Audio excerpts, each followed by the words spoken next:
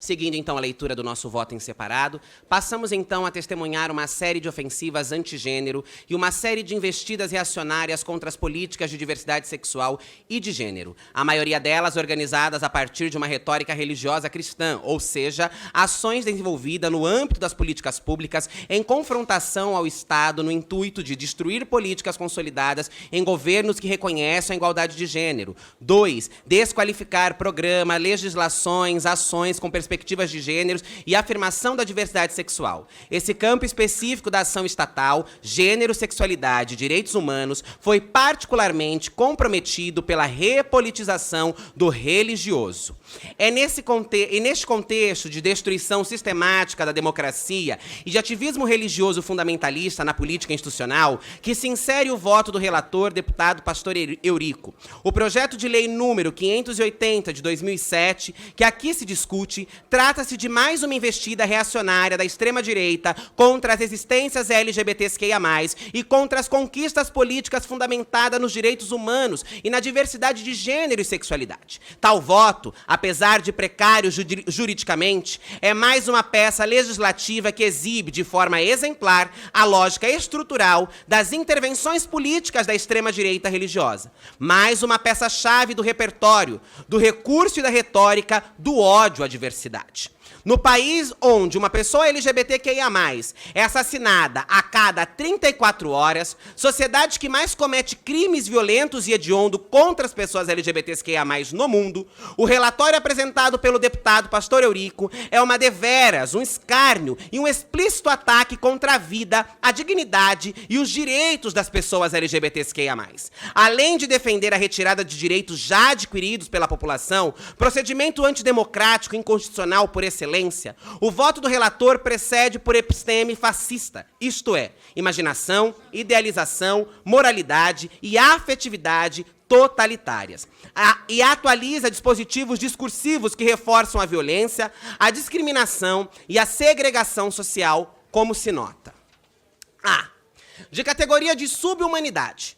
No curso do voto, o relator defende que o casamento entre pessoas do mesmo sexo é contrário à verdade do ser humano, sem apresentar qualquer fundamentação histórica, filosófica ou jurídica que sustente o que seria a tal verdade do ser humano. Assentando-se, portanto, no argumento de ordem metafísica e transcendental, o relator pressupõe e defende a existência de uma classe de humanos que seriam verdadeiros e, por consequência, uma hierarquia e uma divisão entre verdadeiros humanos e subhumanos, cabendo aos últimos a morte social ou a alienação em relação aos direitos e à proteção do Estado. Tal argumentação de aspiração fascista opera para normalizar uma justificativa violência hedionda contra corpos LGBTQIA+, uma vez que estes residiram fora dos enquadramentos de humanidade, podendo ser tratados como não humanos, subhumanos, monstruosos, animalescos, por fim, matáveis. B.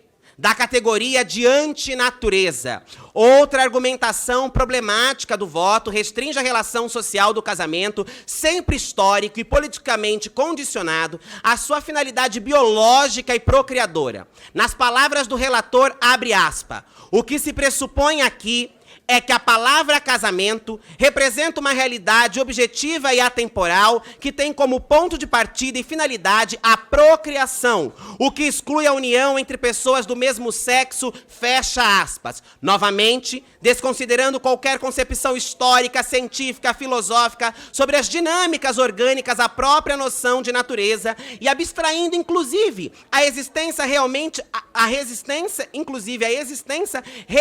de pessoas, famílias, que por diversas razões, objetivas ou subjetivas, não podem ou não querem procriar.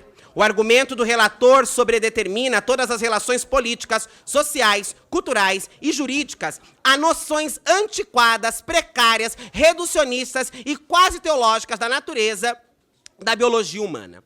O voto submete a realidade social a uma perigosa divisão entre o natural e o antinatural, onde aquilo, o natural, seria determinado por uma entidade ahistórica e atemporal, o que concretamente, como se sabe, significa que será decidido pelo poder político daqueles que conceituam o que é natural ou não. C. da cidadania LGBTQIA+, como heresia, a categoria do anticristão operando no interior de uma democracia teoricamente laica. Seguindo uma lógica de destruição de princípios básicos da construção democrática moderna e de qualquer razoabilidade do debate público, o relator articula sua argumentação a partir de conceitos explicitamente religiosos, não sem deixar de expressar certo cinismo retórico ao sugerir respeito à laicidade. Em suas palavras, direitos civis da população LGBTQIA+, devem ser retirados porque, abre aspas, o Brasil, desde sua Constituição e como nação cristã, embora obedeça ao princípio da laicidade, mantém na própria Constituição e nas leis os valores da família decorrente da cultura de seu povo e do direito natural. Fecha aspas. Neste sentido, toda lei feita pelos homens tem razão de lei, porquanto deriva da lei natural. Neste momento do discurso, finalmente, torna-se evidente a estratégia política do voto. Trata-se de utilizar processos e poderes institucionais do Estado. Sua função legislativa, no caso de impor uma certa perspectiva moral do cristianismo ao corpo dos indivíduos e das populações, garantindo assim a hegemonia cultural, social e política de uma certa perspectiva moral e religiosa sobre toda a sociedade brasileira.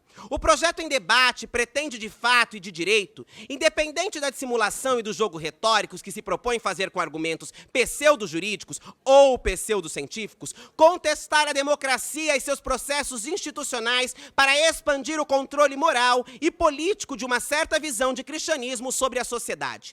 Trata-se de mais um evento de tentativa de recristianização das esferas públicas, da cultura, da política e do direito, se é que um dia tivemos uma esfera pública realmente laica. As ideias de nação cristã e de valores da família decorrentes da cultura de seu povo e do direito natural são conceitos que aqui estão para indicar o preciso espécie de legitimação de onde este voto brota, o teológico-político.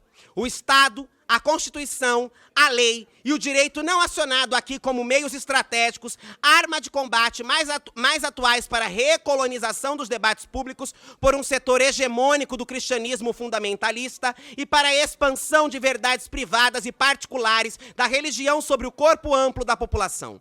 Assim, reivindicações religiosas descolam e bloqueiam princípios democraticamente promulgados de igualdade, inclusão e não discriminação, e valores familiares cristãos suplantam direitos, liberdades e autonomia legalmente asseguradas, tais como os direitos reprodutivos, igualdade de casamento e proteção para as pessoas de gênero não normativos. Brown, 2021.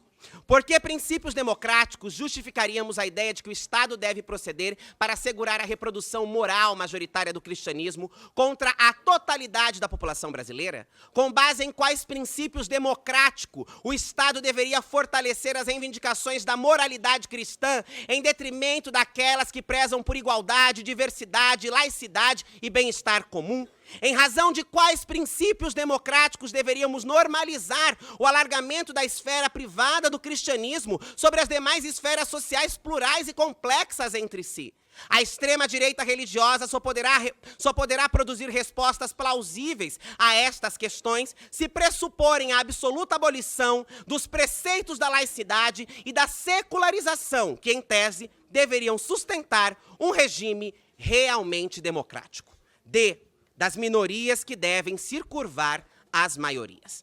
Em diversos momentos do relatório, ao não conseguir formular nenhuma fundamentação jurídico-científica que seja plausível para sustentar tal pretensão discriminatória de retirada de direitos da população LGBTQIA+, o relator lança a mão do dispositivo totalitário e antidemocrático da vontade da maioria. Fala-se em vontade do povo brasileiro, vontade do legislador constitucional, maioria ali representada, anseio social dominante, representar a maioria dos brasileiros, como discursos de ordem que confundem e readequam propositalmente a democracia como uma governança ditatorial da maioria. Apela-se claramente a um argumento de força, de violência e de imposição de poder para que se aceite publicamente a moralidade tradicional particular de uma confissão religiosa como regime universal da verdade. Despreza-se recorrentemente o caráter ditatorial, fascista e totalitarista desta lógica.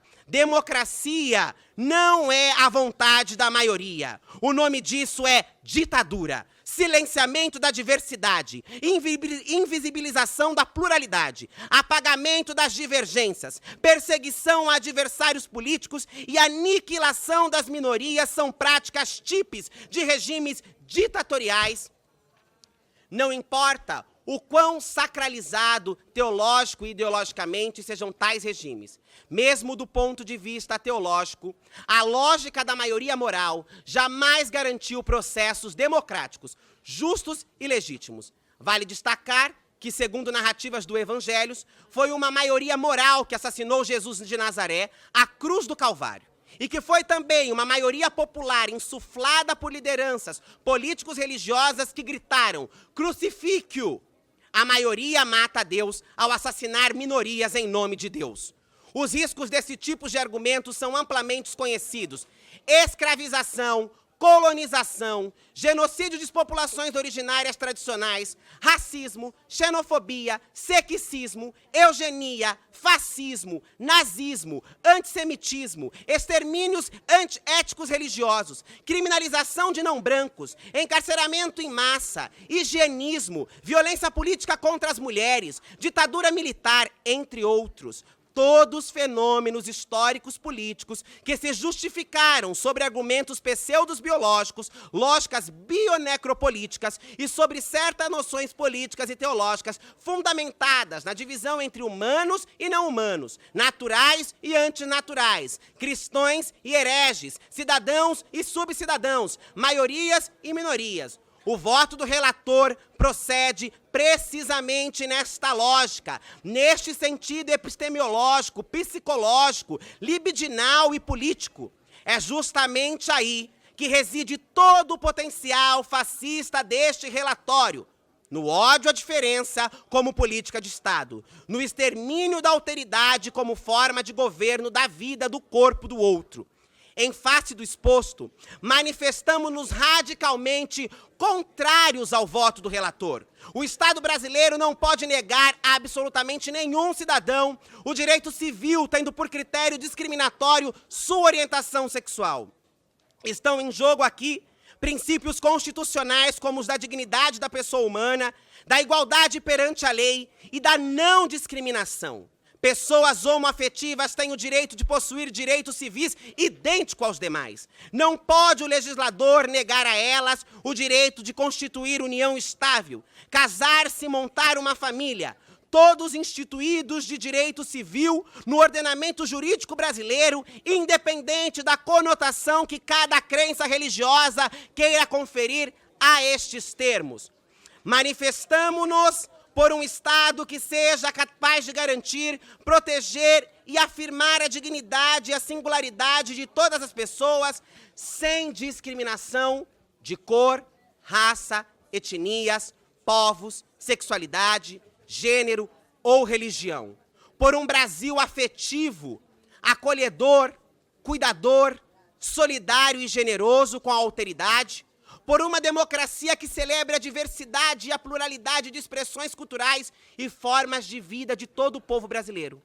Por em Estado realmente laico e que seja capaz de afirmar a legitimidade de todas as formas de espiritualidades e religiosidades, sem privilegiar o cristianismo em detrimento das demais experiências de fé e de não fé existentes no Brasil.